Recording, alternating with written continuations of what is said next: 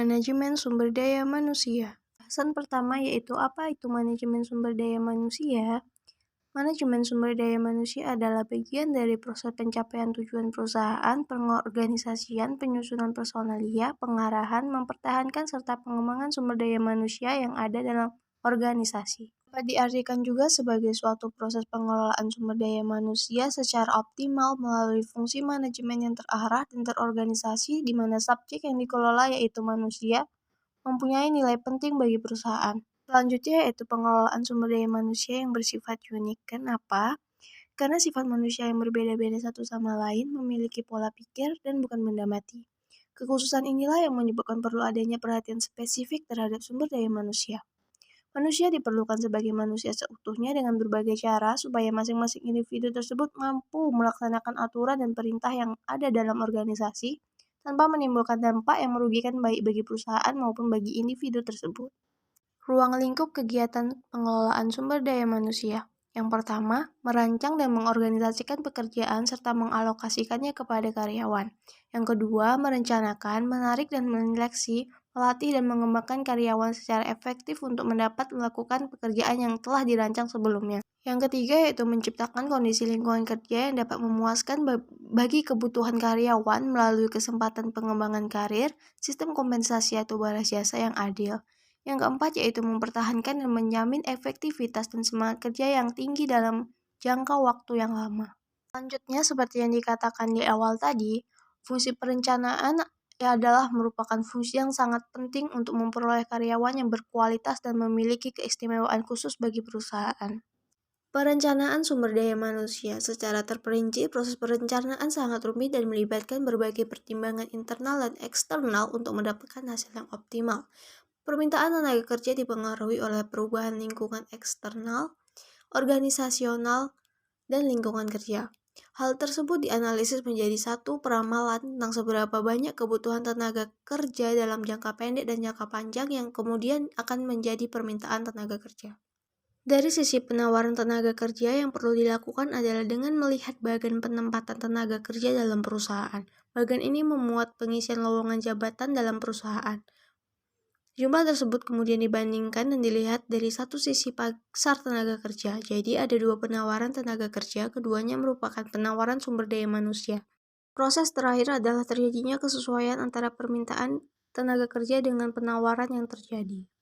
Selanjutnya yaitu analisis pekerjaan, deskripsi pekerjaan, dan spesifikasi pekerjaan.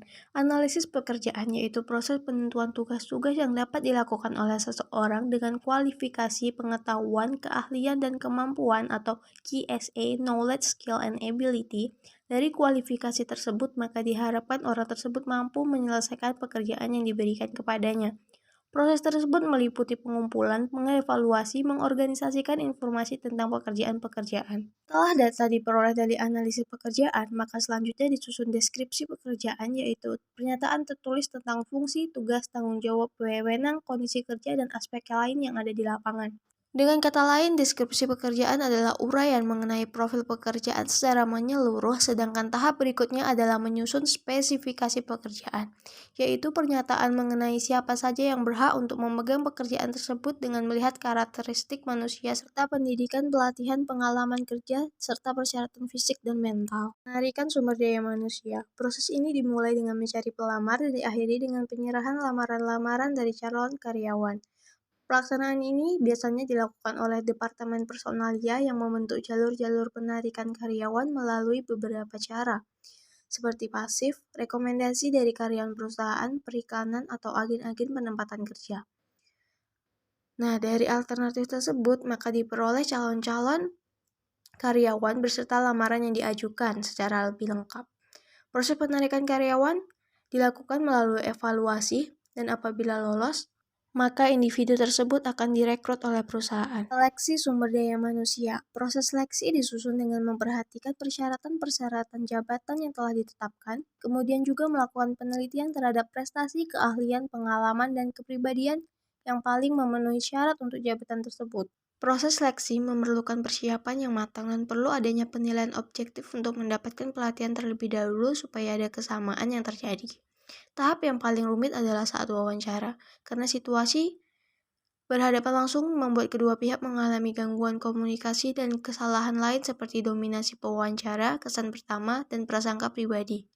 Padahal wawancara memiliki fungsi untuk mendapatkan informasi sebanyak-banyaknya mengenai pelamar kerja dan sebaliknya, pelamar mengetahui situasi pekerjaan. Tahap lain adalah prosedur resmi seperti tes kesehatan dan tes psikologi untuk mengetahui kondisi jasmani dan rohani pelamar sebagai syarat kemampuan bekerja dengan baik. Dan terakhir adalah referensi yang dimiliki pelamar merupakan pertimbangan tersendiri untuk melengkapi keputusan diterima atau tidaknya pelamar tersebut dalam pekerjaan. Pelatihan dan pengembangan sumber daya manusia terbagi menjadi 4. Yang pertama yaitu masa orientasi. Masa orientasi yaitu masa pengenalan kondisi kerja dan lingkungan kerja. Orientasi ini dapat bersifat formal dengan suatu hari kerja membahas topik-topik perusahaan atau bersifat informal melalui karyawan senior untuk mengajak karyawan baru berkeliling lokasi kerja. Yang kedua yaitu pelatihan sumber daya manusia. Pelatihan sumber daya manusia merupakan suatu aktivitas untuk mendidik karyawan tentang bagaimana melaksanakan pekerjaan. Demi keberhasilan pelatihan, maka diperlukan tahap-tahap seperti penilaian kebutuhan yang mendiagnosa masalah-masalah dan tantangan-tantangan lingkungan yang dihadapi organisasi, merumuskan tujuan-tujuan program, isi program, dan prinsip-prinsip pembelajaran. Yang ketiga yaitu pengembangan sumber daya manusia, yaitu melakukan aktivitas untuk mempersiapkan karyawan dalam melaksanakan tanggung jawab pekerjaan, proses pembangunan, dan mendidik karyawan terseleksi hingga memiliki knowledge, skill, and ability yang dibutuhkan di masa yang akan datang. Yang keempat yaitu manfaat pelatihan dan pengembangan. Masa orientasi tidak cukup bagi karyawan untuk mengenal dan mempelajari pekerjaan yang dilakukannya. Secara jangka panjang, pelatihan dan pengembangan memiliki manfaat bagi karyawan dalam menunjang karir dan pengembangan keterampilan di masa yang akan datang. Penilaian prestasi karyawan. Penilaian mencakup kegiatan-kegiatan berikut, yaitu penetapan standar prestasi, mengkomunikasikan standar kerja, mengukur prestasi, mendiskusikan hasil pengukuran dengan karyawan lain, mengambil tindakan koreksi, menggunakan hasil evaluasi untuk mengambil keputusan. Kompensasi atau balas jasa perusahaan terbagi menjadi 3, yaitu yang pertama, keadilan dalam kompensasi. Suatu perusahaan harus menerapkan prinsip keadilan dalam menetapkan kebijakan tersebut.